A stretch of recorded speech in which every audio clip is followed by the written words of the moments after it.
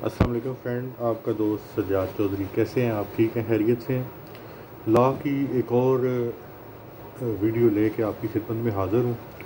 आज का टॉपिक भी इंतहाई इम्पोर्टेंट है। आज का टॉपिक है हमारा मुआहदा बे, और इसके आगे रेलेवेंट जब इसको लिटिगेशन में लेके जाते हैं तो इसमें हम कहते हैं कि जो केस फाइल होता है वो स्पेसिफिक परफॉर्मेंस ऑफ कॉन्ट्रैक्ट या दावा तामील मुख्तस।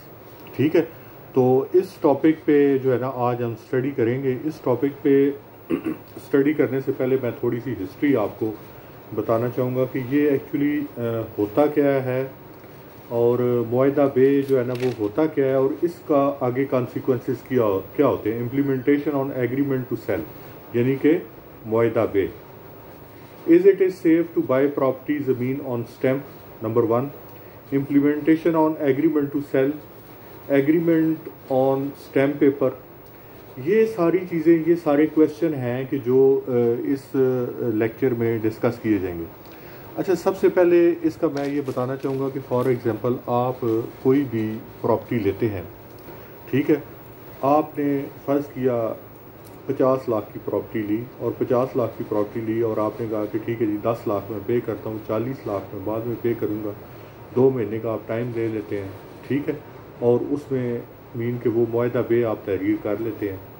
लेकिन किसी वजह से आप उस कॉन्ट्रैक्ट को जो है ना वो पूरा नहीं कर सकते, जो एग्रीमेंट आपने किया है या जिसके साथ आपने किया है वो नहीं पूरा कर सकता, तो फिर उसके कॉन्सिक्वेंसेस क्या होंगे, इन चीज़ों को आज हम डिस्कस करेंगे। सबसे पहले ये कि ये मुआहदा जो इस तरह की चीज़ें हैं ये करता कौन है। अमूमन ये हमारे जो प्रॉपर्टी के साथ प्रॉपर्टी डीलर भाई हैं वो इस तरह करते हैं कि वो उसमें 2-3 कंडीशंस हैं। पहले तो ये है कि कुछ जो ज़ाती तौर पे प्रॉपर्टी लेने वाला बंदा है वो भी किसी वक्त उसके पास उतनी पेमेंट मौजूद नहीं होती, तो वो क्या करता है कि एक स्पेसिफिक अमाउंट दे के कहता है कि ठीक है जी 2 महीने का 3 महीने का मुझे टाइम दे दें, इस टाइम में मैं बाकी पेमेंट कर दूंगा, फिर जो है ना आपने मुझे पोजीशन दे देना और रजिस्ट्री मेरे नाम पे कर देनी है। इस तरह हमारा एग्रीमेंट जो है ना वो कंप्लीट हो जाएगा।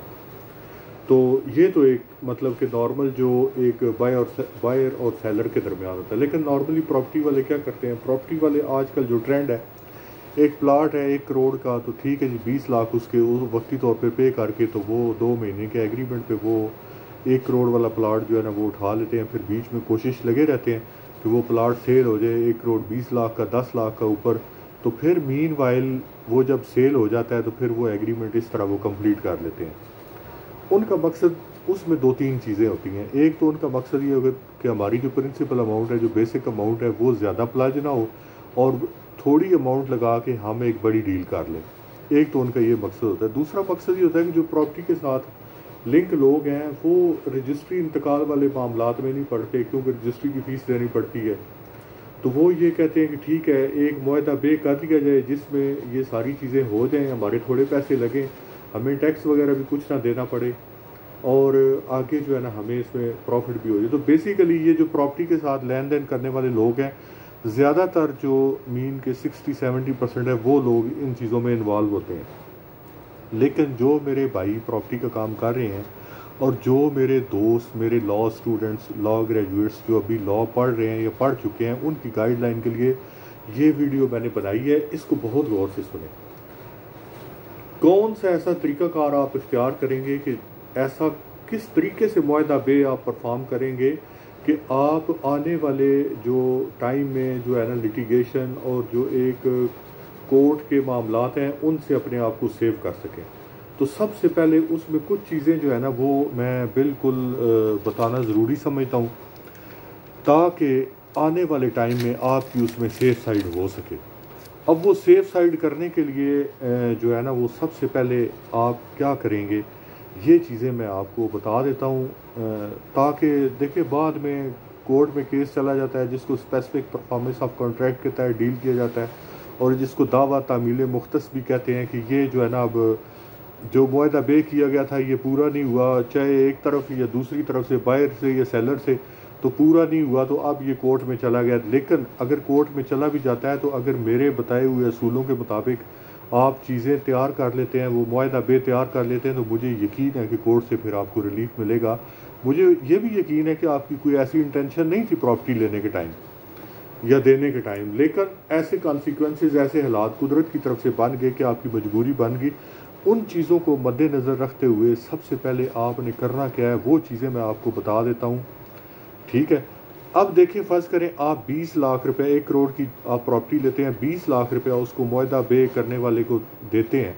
अच्छा, आप तो 20 लाख रुपया दे रहे हैं, तो वो आगे सबूत आपको क्या देगा? तो सबसे पहले वो जो स्टैम्प पेपर ख़रीदेगा बैंक से या स्टैम्प फरोश से लेगा, तो वो क्या करेगा कि वो अपने नाम पे लेगा। मीन कि जो प्रॉपर्टी बेचने वाला है, आप उसको 20 लाख दे रहे हैं, लेकिन वो बदले में आपको सबूत के तौर पे वो स्टैम्प पेपर देगा कि ठीक है, 20 लाख रुपया मैंने इससे वसूल कर लिया, 2 महीने बाद ये बाकी पेमेंट देगा तो मैं इसके नाम पे रजिस्ट्री इंतकाल करवा दूंगा, ये डील फाइनल। तो उसके लिए आपने करना क्या है कि एक तो स्टैम्प पेपर कम से कम 1200 वाला लगाएं, 1200 से 2000 वाला। ठीक है, देखिए स्टैम्प पेपर का मसला क्या है, मसला ये है कि जितना ज़्यादा स्टैम्प पेपर कॉस्ट में बड़ा होगा, उतने ज़्यादा आपके राइट्स डेवलप हो जाएंगे। आप एक तरह की गवर्नमेंट फ़ी जमा करवा रहे हैं, उतने राइट्स आपको डेवलप हो जाते हैं, आप जो दावा करते हैं उसमें आसानी हो जाती है आपको। ठीक है जी, ये खैर इस पे एक और वीडियो भी मैं इंशाल्लाह किसी टाइम बना दूंगा स्टैम्प पेपर पे। ठीक है, अब उसमें स्टैम्प पेपर फ़र्ज़ करें 1200 रुपया वाला हो गया, उस पे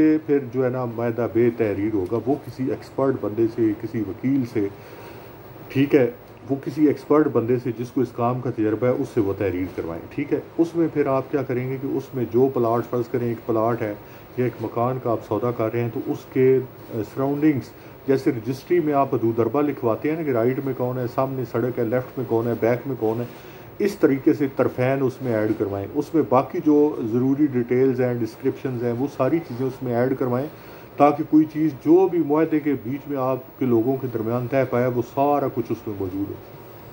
अच्छा, उसमें आप ये करें कि जो अपने गवाहान हैं वो लाजमी शामिल करें, लेकिन गवाहान अपने कज़न, अपने अंकल, मामू, चचा, करीबी लोग शामिल करें, ताकि कल वो किसी टाइम में अगर खुदा न खास्ता कोर्ट में केस चला जाता है तो वो मुकर ना जाए। ठीक है जी, नॉर्मली लोग क्या कहते हैं जी, स्टाम्प पे मैंने जी एडवांस ले लिया, बयाना ले लिया, अब तो मैं ना भी करूं। ऐसा नहीं है भाई, वो जो मुआहदा बे है उसकी एक कानूनी हैसियत है। अगर वो अच्छे 1200 वाले स्टाम्प पे किया गया, प्रॉपर एक लीगल तरीके से किया गया, उसकी कानूनी हैसियत है और वो आप बाउंड है उस चीज़ में। ठीक है जी, तो आप गवाहान जो है ना वो अपने इस तरह के करीबी गवाहान दो लिखवाएं। ठीक है, इस तरीके से ये एक जो है ना मुआहदा आप दोनों के दरमियान हो गया। अब खुदा न खास्ता किसी वजह से वो मुआहदा आप पूरा करने के काबिल नहीं रहे, या दूसरी पार्टी जिससे आप ले रहे हैं वो नहीं रहे, तो फिर क्या होगा? फ़र्ज़ करो आप नहीं रहे, ठीक है, आप, अच्छा पहले हम ये डिस्कस कर लेते हैं कि पहले जिससे आपने मुआहदा किया है वो नहीं रहे। ठीक है, फ़र्ज़ करें एक बंदे को आपने 20 लाख रुपया दे दिया, उसको 1 करोड़ 2 महीने बाद देना था, लेकिन मीनवाइल उसने कहा जी प्लाट की कीमत बढ़ गई, कॉन्सिक्वेंसेस चेंज हो गए, बजट आ गया, ये हो गया, वो हो गया, मतलब ऐसे उसने लैम एक्सक्यूज़ देने शुरू कर दिए कि अब तो मैं ये पूरा करने के काबिल नहीं रहा, ये स्पेसिफिक परफॉर्मेंस ऑफ एक्ट जो ये मैं पूरा करने के काबिल नहीं हूँ। तो ऐसी सूरत में आपके पास क्या सेफ साइड है, आप क्या करेंगे? ठीक है, तो आप सबसे पहले जो करेंगे, आप स्पेसिफिक परफॉर्मेंस ऑफ कॉन्ट्रैक्ट एक वकील से जो है ना रब्ता करेंगे, तो ये दावा आपका, ये केस आपका वो दायर कर देगा, जिसको दावा तामील मुख्तस भी कहते हैं। ठीक है जी, तो इस तरीके से अब उसमें जो है ना वो उसमें आपने क्या करना है, उसमें सबसे पहले भाई आपने ये करना है कि ये दावा जब आप करेंगे ना, तो उससे पहले कोशिश करेंगे कि नोटिस उस बंदे को दे दें। ठीक है, और वो नोटिस जो बाकी डॉक्यूमेंट्स मैं बताऊंगा उसके साथ वो लगा दें, जिससे ये शो हो जाएगा कि आपने तो अपनी इंटेंशन शो की, हर तरीके से सॉर्ट आउट करने की कोशिश की कि कोर्ट के बाहर मामला सेटल हो जाए। लेकिन जब मामला नहीं सेटल हो रहे, तो फिर आप जो है ना कोर्ट प्रोसीडिंग्स में गए, तो उसके लिए भाई सबसे पहले आपको क्या करना है, एक तो वो नोटिस आपने दे दिया, ठीक है, बहुत अच्छा किया, लेकिन इसमें एक और चीज़ है कि ये जो केस है ये 3 साल के अंदर अंदर आपको करना होगा। ठीक है, 3 साल के अंदर करना होगा, और जब कोर्ट में ये करेंगे तो कोर्ट फीस की 7.5% होगी, जो टोटल अमाउंट जिसका मुआहदा किया गया उसकी अमाउंट की 7.5%, but that would be not exceeded to 15,000 rupees. 15,000 से वो ज़्यादा कोर्ट फीस उसकी नहीं होगी, चाहे फिर वो एक्चुअल उसकी अमाउंट ज़्यादा भी बनती है। तो ये 12 एक सेटल प्रिंसिपल है, ये आपने देख लिया। ठीक है जी, अब उसमें जब आप अदालत में ये जो है ना जाते हैं, तो सबसे पहले तो ये है कि आप खुद पेश होंगे। जो स्टैम्प पेपर किया गया है वो आप पेश करेंगे, ठीक है, कि ये स्टैम्प पेपर है सबूत के तौर पे, ठीक है। गवाहान जो आपके चाचा मामा कज़न वगैरह जो रिलायबल गवाहान आप डाले हैं तो वो होंगे। और जो स्टैम्प वेंडर है जिससे मतलब कि वो आपने स्टाम्प लिया है, लिखवाया है तहरीरी तौर पे, वो होगा। अच्छा, इसमें एक बैंक ट्रांजैक्शन जो आपने 20 लाख रुपया पेमेंट किए, बैंक ट्रांजैक्शन साथ लगाएंगे। लेकिन भाई मेरी एक बात पल्ले से बांध लें कि आप कोई भी ट्रांजैक्शन करते हैं उठा के गिन के यार ये पैसे हैं, ये नहीं कि यार ये पैसे हैं, ये गिने गिने गिने गिने और ये लो भाई, इस तरह नहीं। आप उसको जो है ना किसी तरीके से डॉक्यूमेंटेड करें। डॉक्यूमेंटेड करने का ये तरीका है कि आप उसको बैंक ड्राफ्ट के थ्रू दें, उसको बैंक के थ्रू दें, ताकि जो सबूत है कल किसी टाइम में बैंक भी एविडेंस बने कि ये पेमेंट वाकई इस बंदे को हुई है। तो ठीक है जी, बैंक स्टेटमेंट आप जो बैंक मैनेजर का बयान है या बैंक की स्टेटमेंट है, जो भी उनका सिस्टम है वो आप साथ लगाएंगे। ये सारी चीज़ें आप लगा के, ठीक है, तो आप कोर्ट में चले जाएंगे। कोर्ट आप सबसे पहले ये देखेगी कि यार आया कि ये बंदा जो दावा कर रहा है इसकी नीयत ठीक है। वो उस टाइम ये कह सकती है कि ठीक है भाई 20 लाख तो आपने दे दिया, बाकी 80 लाख रुपया जो है ना वो फौरी तौर पे कोर्ट में जमा कराएं। अदालत एक्चुअली आपकी इंटेंशन देखती है कि यार बाकी आप जो दावा पे आए हैं तो आप सीरियस हैं या अगले बंदे को जलील करने का प्लान है आपका। तो बहरहाल ये जब वहाँ पे ये ज़हन में रखें कि आपको कोर्ट में वो पैसे जमा करवाने भी, अगर कोर्ट की डिस्क्रिशन हो तो वो जमा करवाने भी पड़ सकते हैं। तो इस तरीके से भाई जब आप अपना ये सारा केस तैयार करेंगे तो उम्मीद है कि ये सारा आपके, अगर ये मेरे कहे हुए तरीके के मुताबिक, ये एक्चुअली मेरा कहा हुआ तरीका नहीं, ये तो एक्चुअली सारा लॉ ने ये चीज़ बयान की है, ठीक है। लेकिन मैं उसको आपके सामने एक्सप्लेन कर रहा हूँ कि अगर आप इस तरीके से करेंगे तो आपको उसका यकीनन बेनिफिट होगा और फिर केस आपके हक में होगा। इन केस अगर केस आपके हक में नहीं होता तो उस सूरत में भाई फिर आपके पास सेशन में, मतलब कि लोअर कोर्ट से अगर आप जो है ना वो सेशन में जा सकते हैं, फिर हाई कोर्ट में अपील का हक महफूज रखते हैं। लेकिन उम्मीद है कि अगर इन चीज़ों को आपने फॉलो किया होगा, ये सारी चीज़ें साथ लगाई होंगी, इसके मुताबिक आपने किया होगा तो केस आपके हक में होगा, वो कहीं भी नहीं जाएगा। अच्छा, इसमें यह है कि अगर फ़र्ज़ करें ये तो है कि अगला बंदा मुकर गया, अगर फ़र्ज़ करें आप ही मुकर जाएँ तो वो फिर उसके लिए अगला बंदा क्या करेगा?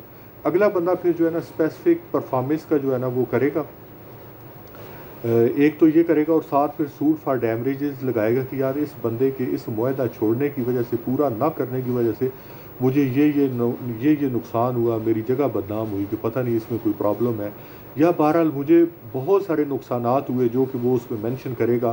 तो ये उसकी तरफ से ये चीज़ जो है ना ये उसकी तरफ से हो जाएगी।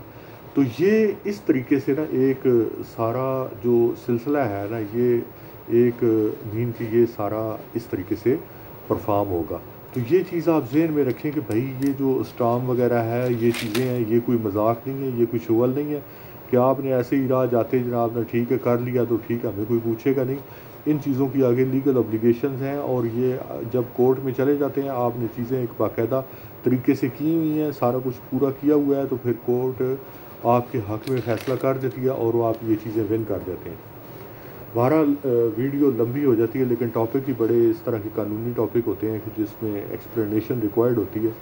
फिर भी अगर कोई चीज़ आपकी समझ में ना आए तो इनबॉक्स में कमेंट करें, 100% जवाब दूंगा, या मेरे व्हाट्सएप नंबर पर रब्ता करें, इंशाल्लाह उसमें भी आपको मैं गाइड कर दूंगा। लेकिन व्हाट्सएप नंबर पर जब रब्ता करते हैं सिर्फ मुझे वॉइस टेक्स्ट करें, डिटेल से करें, टू द पॉइंट करें, मैं इंशाल्लाह उस पर वॉइस पे आपको जवाब दूंगा, या ज़रूरी हो तो कॉल करूंगा, या फिर जो भी नेक्स्ट प्रोसेस है वो देखा जाएगा, ठीक है जी। तो इस तरीके से इंशाल्लाह एक और जल्दी कोई लॉ की नई वीडियो लेके हाज़िर हूँगा। असल में मेरा मकसद ये है कि आम लोगों को अवेयरनेस दी जाए ताकि लोग जो है ना कोई भी ऐसी चीज़ करने से पहले उन चीज़ों से बच सकें जो कि कानूनी अमूर उन्हें दरपेश हो सकते हैं, जो मसाइल में जा सकते हैं, ताकि वो पुलिस, थाना, कचहरी इन चीज़ों के मामला से बच सकें। अगर मेरी वीडियो आप देखते रहेंगे तो उम्मीद है कि ज़िंदगी में कभी इन चीज़ों से अगर आपका वास्ता पड़ेगा तो ज़रूर आप बच सकेंगे। बाकी मेरे लिए भाई दुआओं की इल्तमास है। बहुत शुक्रिया, आप अपना कीमती टाइम निकाल के मेरी वीडियो देखते हैं। अल्लाह आपको और आपकी फ़ैमिली को हंसता बसता आबाद रखे। अल्लाह हाफ़िज़, टेक केयर, बाय बाय।